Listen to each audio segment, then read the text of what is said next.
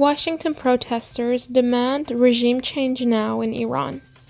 On Friday, Iranians from more than 40 states across the U.S. gathered in Freedom Plaza, Washington, D.C.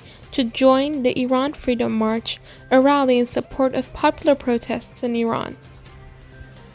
The demonstrators also voiced support for the National Council of Resistance of Iran, the NCRI, the main Iranian opposition coalition, which has been calling for the toppling of the tyrannical regime of mullahs ruling Iran and the establishment of a secular and democratic state. In a televised message to the rally, Mrs. Maryam Rajavi, president-elect of the National Council of Resistance of Iran, underlined the desperate state of the mullahs regime and the need for the international community to recognize the Iranian people's struggle for regime change. Iran.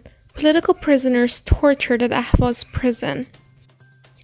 Authorities in Ahvaz Shayban prison, a concentration camp-like facility, sent a number of political prisoners held at this prison to solitary confinement, after rounding them up and beating them for protesting against mixing common criminals with political prisoners in the same ward. 3 prisoners were badly beaten and had to be transferred to a medical center. Shayban prison authorities separated common criminals from political prisoners after they protested and started a hunger strike. But still, some violent criminals were left among the political prisoners in ward number 4 and 5. This resulted in clashes between the prisoners on Sunday, leading to the recent protests by political prisoners, according to Harana news agency.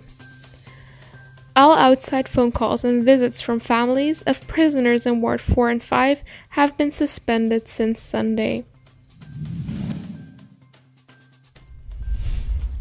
The Quds Force was behind Bashar Assad's visit to Tehran, key commander says.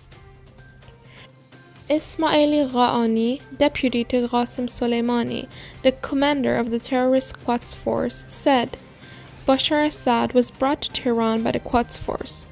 Those who should know knew, and those who shouldn't have known didn't. This was a sensitive operation.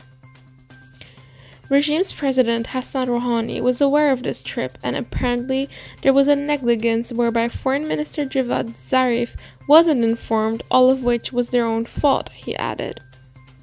Hours after the news of the meeting between Assad and the Iranian regime's supreme leader Ali Khamenei and Rouhani was aired, Zarif declared his resignation from his post as foreign minister.